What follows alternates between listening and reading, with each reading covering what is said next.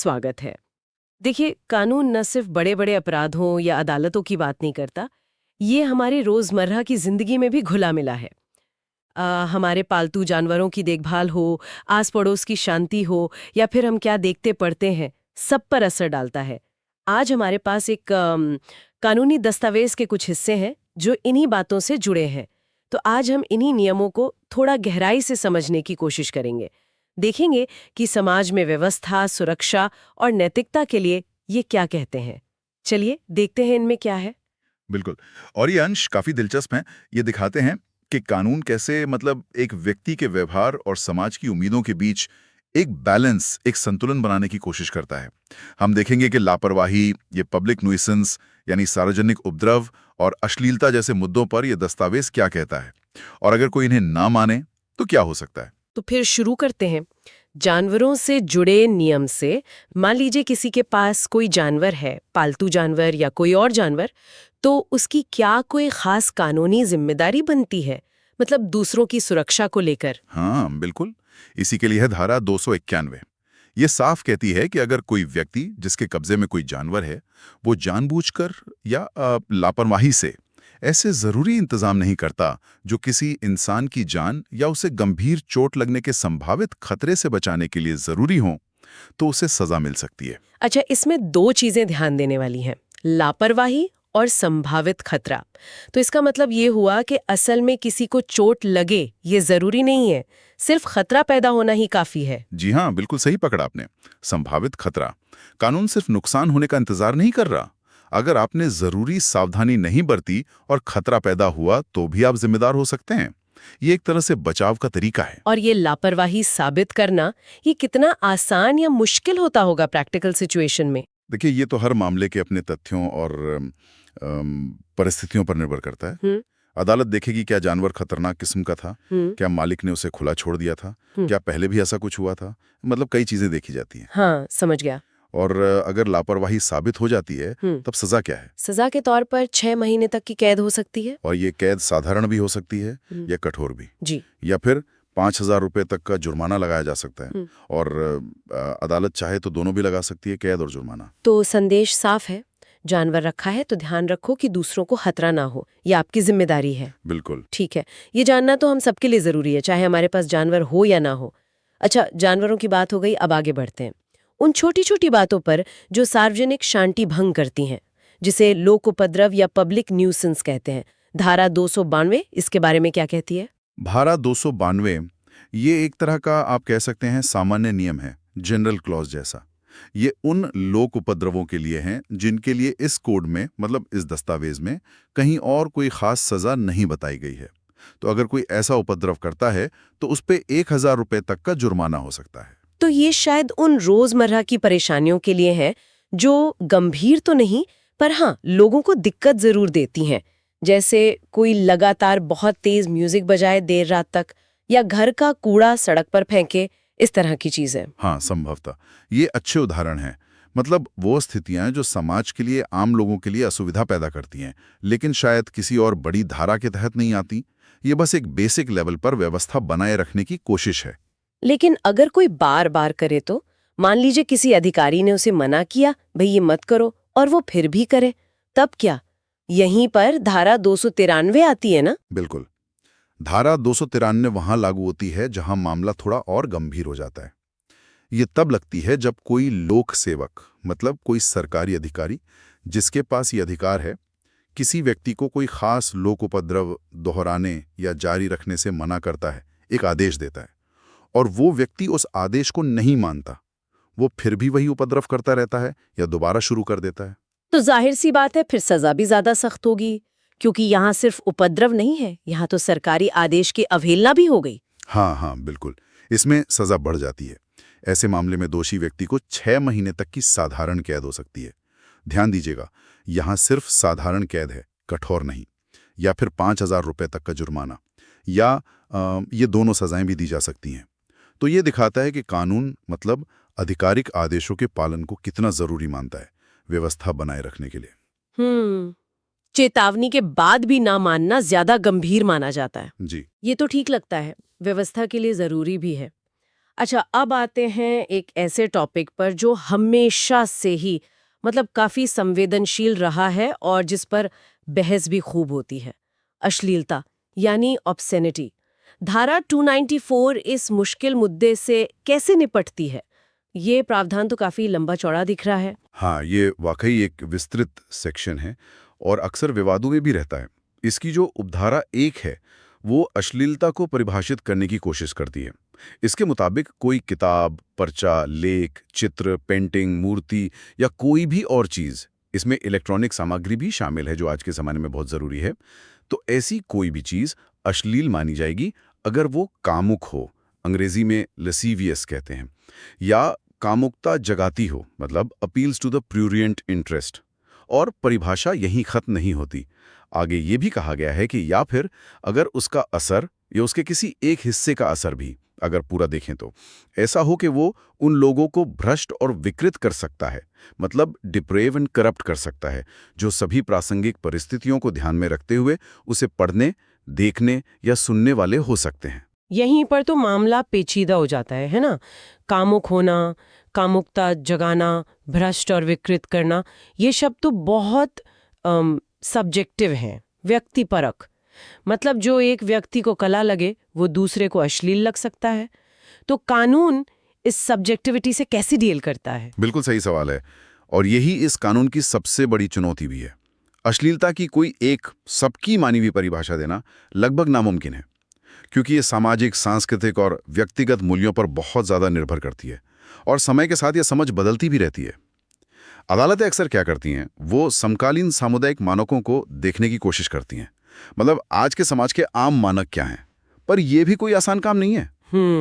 यहीं पर वो तनाव पैदा होता है, कला की आज़ादी और सामाजिक नैतिकता के बीच। और इस धारा के तहत फिर कौन-कौन से काम हैं जिन्हें अपराध माना गया है? शायद उपधारा 2 में ये बताया गया है। सुनाइए, लिस्ट काफी लंबी है। हाँ, उपधारा 2 में उन कामों की लिस्ट है जो अपराध माने जाते हैं, और ये वाकई काफी व्यापक है। इसे हम कुछ कैटेगरीज में बांट सकते हैं समझने के लिए। पहला तो है ऐसी सामग्री बनाना या अपने पास रखना, मतलब अगर आप कोई अश्लील चीज बनाते हैं या उसे बेचने, किराए पर देने, बांटने, दिखाने या फैलाने के इरादे से अपने पास रखते हैं। ओके, बनाना या रखना। दूसरा, उसे फैलाना, यानी बेचना, किराए पर देना, बांटना, सार्वजनिक रूप से दिखाना या किसी भी तरह से सर्कुलेट करना। ठीक है। तीसरा है आयात निर्यात, यानी इन्हीं मकसूदों के लिए ऐसी सामग्री को देश में लाना या बाहर भेजना या एक जगह से दूसरी जगह ले जाना।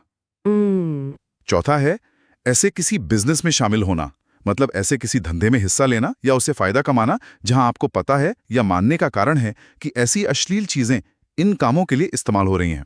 अच्छा, बिजनेस इन्वॉल्वमेंट भी? जी। और पांचवां है प्रचार या प्रस्ताव, यानी ऐसी सामग्री का विज्ञापन करना या ये बताना कि ये कहां से मिल सकती है, या फिर ऊपर जो भी काम बताए हैं उन्हें करने का प्रस्ताव देना या कोशिश करना भी अपराध है। बाप रे! तो मतलब बनाने से लेकर बेचने, फैलाने, मुनाफा कमाने और यहाँ तक कि सिर्फ कोशिश करने तक सब कुछ कवर करने की कोशिश की गई है। और इसके लिए सजा क्या तय की गई है? सजा इस बात पर निर्भर करती है कि ये पहली बार का अपराध है या बार बार किया गया है। अगर कोई पहली बार दोषी पाया जाता है तो उसे 2 साल तक की कैद हो सकती है। ये कैद साधारण भी हो सकती है या कठोर भी, और साथ में 5,000 रुपए तक का जुर्माना भी हो सकता है। और जुर्माना मतलब कैद और जुर्माना दोनों? हाँ, दोनों लग सकते हैं। और अगर कोई दोबारा पकड़ा जाए यही करते हुए? तब कैद 5 साल तक हो सकती है, साधारण या कठोर, और जुर्माना 10,000 रुपए तक हो सकता है। ये दिखाता है कि कानून बार बार अपराध करने वालों से सख्ती से निपटना चाहता है। लेकिन क्या हर वो चीज जिसमें थोड़ी नग्नता हो या जो थोड़ी विवादास्पद लगे वो अपने आप में अश्लील मान ली जाएगी? आपने सब्जेक्टिविटी की बात की थी, तो क्या कानून ने कहीं कोई बचाव या अपवाद भी दिया है, मतलब एक्सेप्शंस? हाँ बिल्कुल, और ये अपवाद बहुत जरूरी हैं। यही कानून थोड़ा संतुलन बनाने की कोशिश करता है। धारा 294 कुछ खास स्थितियों में लागू नहीं होती। सबसे पहला और शायद सबसे अहम अपवाद ये है कि ये धारा ऐसी किसी किताब, पर्चे, लेख, चित्र, पेंटिंग, मूर्ति वगैरह पर लागू नहीं होगी जिसका प्रकाशन सार्वजनिक हित में उचित ठहराया जा सके। पब्लिक गुड के लिए। सार्वजनिक हित में उचित ये कैसे तय होगा? ये तो फिर से व्याख्या वाली बात हो गई। हाँ, व्याख्या तो है, पर इसका आधार ये बताया गया है कि वो सामग्री विज्ञान, साहित्य, कला, शिक्षा या आम चिंता की किसी और मकसद के लिए फायदेमंद है। मतलब अगर कोई कलाकृति है, कोई साहित्यिक रचना है या कोई वैज्ञानिक प्रकाशन है जिसमें कुछ ऐसे तत्व हो सकते हैं जो अकेले देखने पर आपत्तिजनक लगें, लेकिन उसका पूरा मकसद कलात्मक है, साहित्यिक है, शैक्षिक है या ज्ञान बढ़ाने वाला है और वो समाज के लिए जरूरी है, तो उसे अश्लीलता के दायरे से बाहर रखा जा सकता है। अच्छा, जैसे मेडिकल की किताबों में शरीर के चित्र होते हैं या कला के इतिहास की किताबों में नग्न मूर्तियां वगैरह। बिल्कुल, वही उदाहरण है। ये तो जरूरी लगता है कला और ज्ञान को बचाने के लिए। और भी अपवाद हैं क्या? हाँ, एक और अहम अपवाद है। ये धारा ऐसी किसी चीज पर लागू नहीं होती जो नेक नियति से, मतलब बोनाफाइड धार्मिक मकसदों के लिए रखी या इस्तेमाल की जाती है। इसके अलावा कानून ये भी साफ करता है कि ये किसी प्राचीन स्मारक पर लागू नहीं होगा, जैसे वो स्मारक जो ancient monuments and archaeological sites and remains act 1958 के तहत आते हैं, उन पर बनी कोई नक्काशी, पेंटिंग वगैरह, या फिर किसी मंदिर में या मूर्तियों को ले जाने वाले रथों पर या किसी भी धार्मिक मकसद से रखी या इस्तेमाल की जाने वाली नक्काशी, पेंटिंग या दूसरी चीजों पर भी ये धारा लागू नहीं होती। जैसे खजुराहो या कोणार्क के मंदिरों की मूर्तियां। जी हाँ, वो एक क्लासिक उदाहरण है।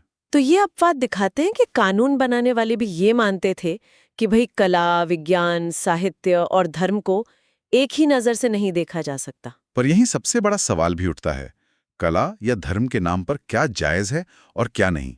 ये लाइन खींचना हमेशा मुश्किल रहा होगा नेट और सोशल मीडिया के जमाने में। ये अपवाद कोशिश करते हैं अभिव्यक्ति की स्वतंत्रता, कला और धार्मिक रिवाजों को बचाने की, लेकिन इनकी व्याख्या करना और इनका गलत इस्तेमाल रोकना ये हमेशा एक चुनौती रहती है। कॉन्टेक्स्ट यानी संदर्भ और नियत यहाँ बहुत मायने रखते हैं। अश्लीलता की जटिल परिभाषा, सजा और अपवाद, इनको समझने के बाद कानून एक और भी ज्यादा संवेदनशील पहलू पर ध्यान देता है।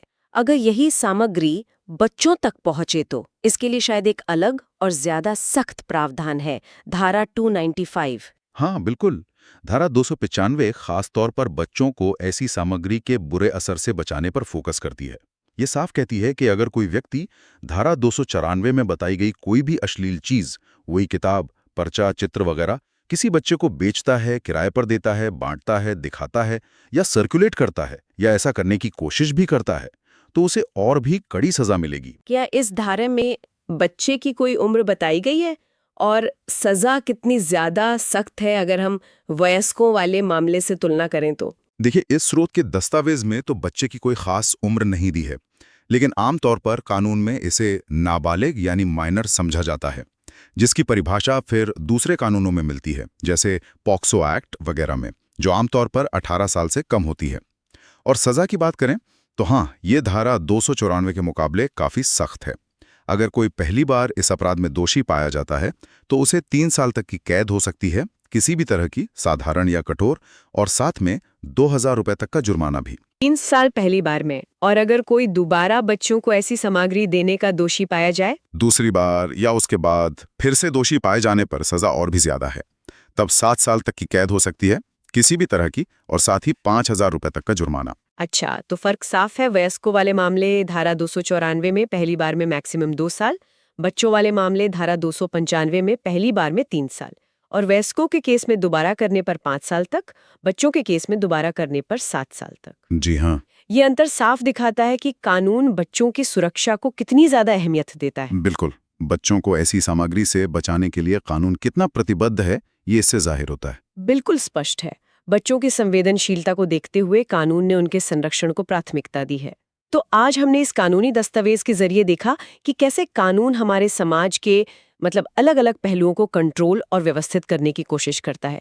जानवरों के प्रति हमारी जिम्मेदारी से लेकर सार्वजनिक व्यवस्था बनाए रखने तक, और फिर अश्लीलता जैसे नैतिक रूप से पेचीदा मुद्दे को परिभाषित करने और उस पर रोक लगाने की कोशिशों तक। हाँ, हमने देखा कि कानून सिर्फ जानबूझकर किए गए गलत कामों पर ही नहीं, बल्कि लापरवाही पर भी ध्यान देता है, जैसे जानवरों के मामले में, और सरकारी आदेशों की अवहेलना को भी गंभीरता से लेता है, जैसे लोक उपद्रव में।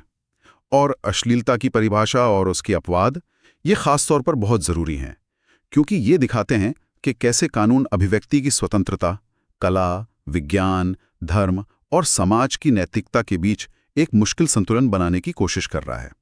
और बच्चों की सुरक्षा के लिए जो कड़े प्रावधान हैं, वो इसकी संवेदनशीलता को और भी रेखांकित करते हैं। बिल्कुल।